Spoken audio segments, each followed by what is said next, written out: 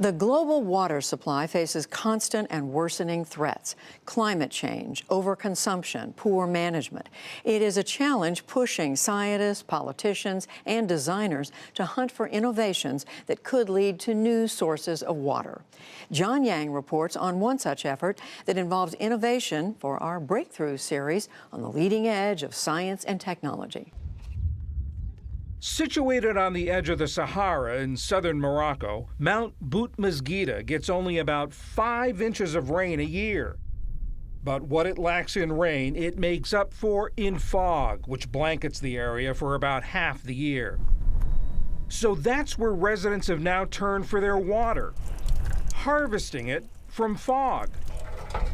Alongside scientists from the German Water Foundation, the Moroccan nonprofit Dar Si Hamad has set up what's said to be the largest fog collection project in the world, about 19,000 square feet of nets called cloud fishers. As fog rolls through, the mesh traps fresh water, which drips into a receptacle. A network of pipes takes it to the villages below, where about 1,000 people every day use it for drinking and watering plants and animals. Jamila Bargash is director of Dar Si Hamad. The fact of having water has radically transformed the life of the women who used to walk for hours to get water, one, and two, there was always the fear of not having enough water. Right now, that fear is not there anymore. But in other places, the fear remains. Experts say there's a global water crisis, with at least 2/3 of the population living in areas that lack water 1 month a year or more. This summer, Chennai, India has had to rely on water deliveries from tanker trucks. A poor monsoon season left all the city's reservoirs dry. The relationship between water supply on the one hand and water demand on the other hand. Betsy Otto directs the World Resources Institute's Global Water Program. We're seeing really significant shifts, much more erratic rainfall, snowpack and glaciers that have been very important sources of slow-release water to much of the world are disappearing.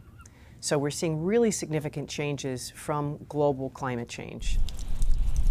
While collecting water from fog may sound revolutionary, it's actually an ancient technique and one found in nature.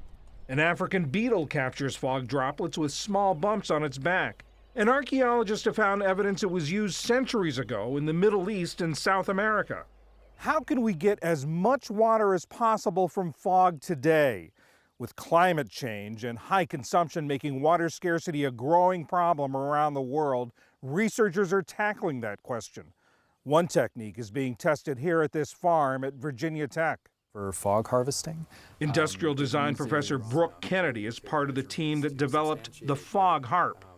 It uses tightly placed vertical wires as opposed to crisscrossing mesh.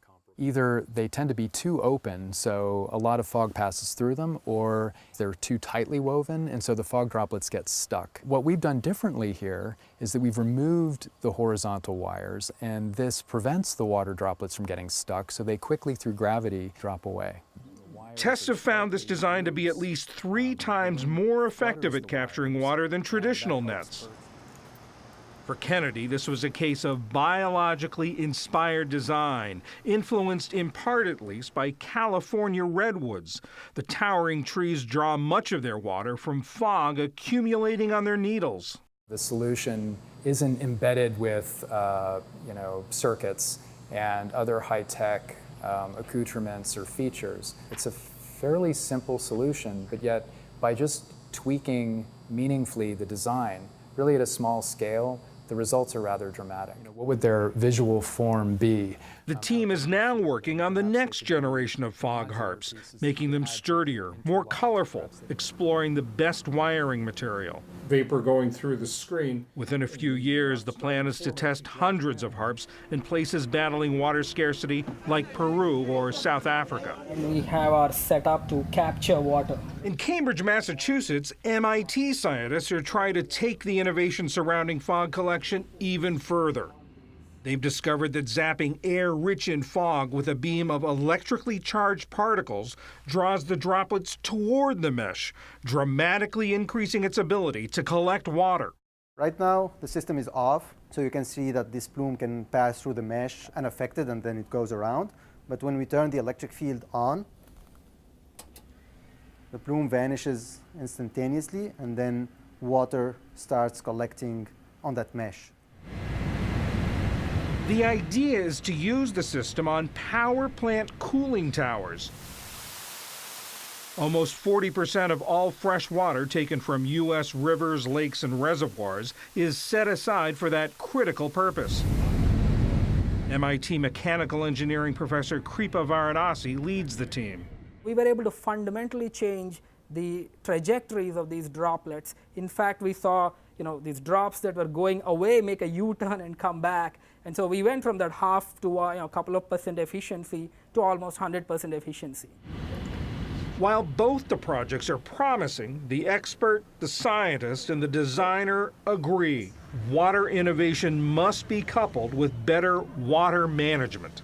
We're going to have to find new ways of storing it or capturing it in places that used to have more water than they'll now have. Yes, it's important to have those technologies, but that alone is not enough. Water is a very passionate topic for me, coming from India where water is a major crisis. It's a big societal problem and not a simple, you have a power plant, I can sell you this thing. It's not going to be the only measure that needs to be taken. I think conservation in combination with other techniques working in unison will help us tackle water scarcity.